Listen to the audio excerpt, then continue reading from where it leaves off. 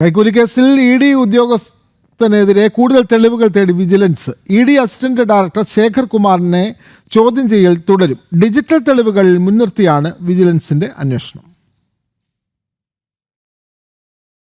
Cyber forensic വിഭാഗം കണ്ടെടുത്ത detail തെളിവുകളിലെ 10,000-കണക്കിന് ഫയലുകളാണ് അന്വേഷണത്തിന്റെ ഭാഗമായി വിജിലൻസ് പരിശോധിച്ചത്. ഇനിയും ഫയലുകളുടെ പരിശോധന പൂർത്തിയാക്കാനുമുണ്ട്.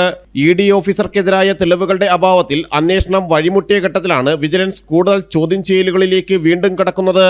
ഇ.ഡി. അസിസ്റ്റന്റ് ഡയറക്ടർ ശേഖർ കുമാറിനെതിരെ നേരത്തെ അറസ്റ്റിലായ വിൽസന്റെ മൊഴിയുടെ അടിസ്ഥാനത്തിൽ മാത്രമായിരുന്നു വിജിലൻസ് നീങ്ങിയത്.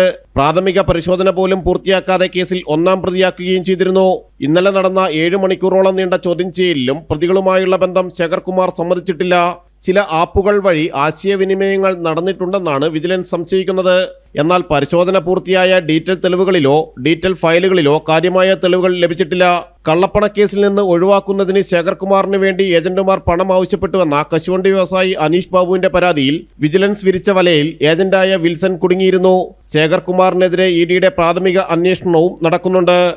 ജനം, കൊച്ചി.